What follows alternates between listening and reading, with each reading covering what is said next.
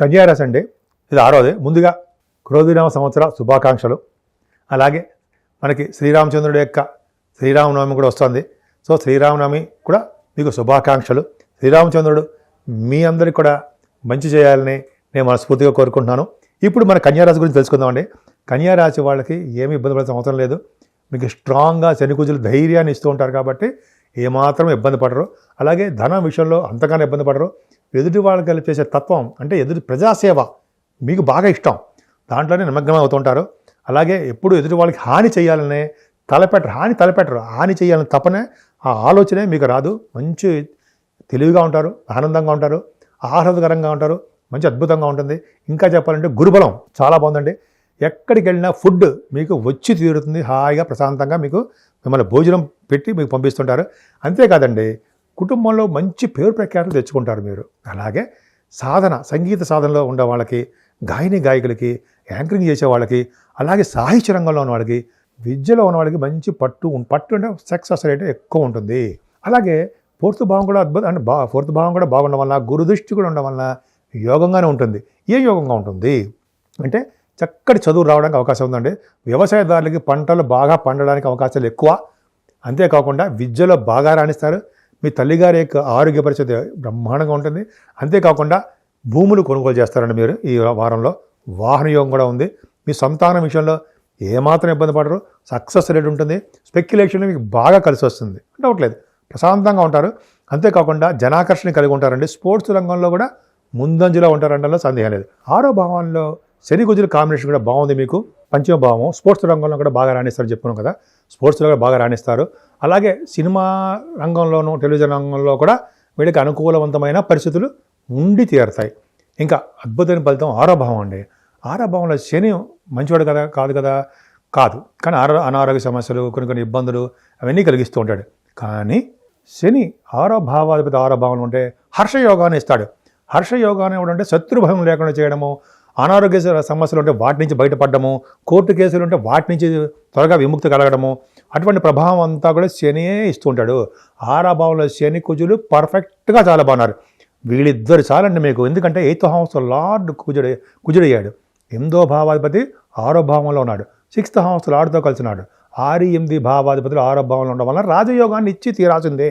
ఏం రాజయోగాన్ని ఇస్తారు అంటే పొలిటికల్ రంగంలో మీకు గెలుపు తథ్యము. అంటే తథ్యం అంటే మీకు గెలుస్తారు. అంటే సపోజ్ మీరు ఎలక్షన్స్లో ఉంటే మీరు కంటెస్ట్ చేస్తూ ఉంటే మీకు ఎలక్షన్స్లో విజయం సాధించడానికి అవకాశం ఉంది, డౌటే లేదు. ఎందుకంటే మీ జాతకాల నుంచి కూడా ఆధారపడి ఉంటుందండి. అది ఇంపార్టెంట్.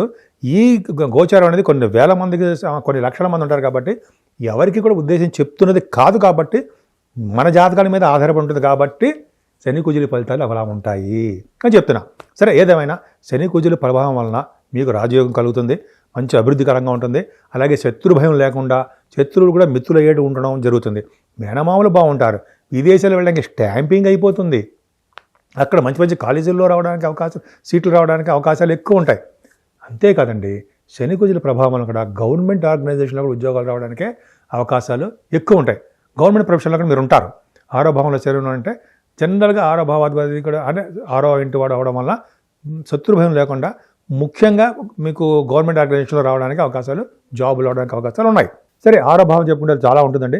7వ భావంలో 5 గ్రహాలు ఉన్నాయి. మంచిదా? కాదు. అయినా రవి ఉన్నాడు. రవి 7వ భావంలో కరెక్టా? కాదు, తప్పు. 12వ భావాధిపతి పాపి మ్యాలిఫిక్ అయ్యాడు మీకు. పైగా రాహుతో కలిసి ఉన్నాడు. So Ravi Rahul combination.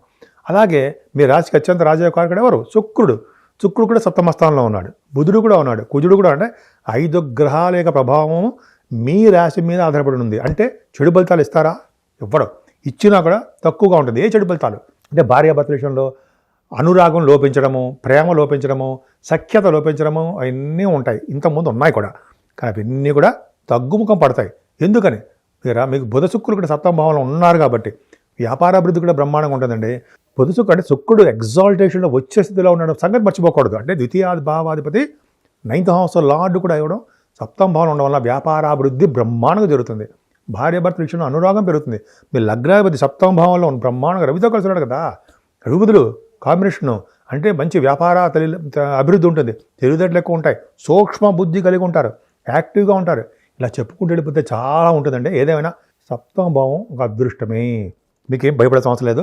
ఈవెందో రాహు ఉన్నాడు, రాహు ఏం చేస్తాడు, చిన్న చిన్న ఇబ్బంది కలిగిస్తాడు, శరీరానికి ఇబ్బంది కలిగిస్తూ ఉంటాడు, దేహ బాధ కలిగిస్తూ ఉంటాడు, అనారోగ్యం కాదు కానీ బట్ చిన్న చిన్న ఇబ్బందులు కలిగిస్తాడు.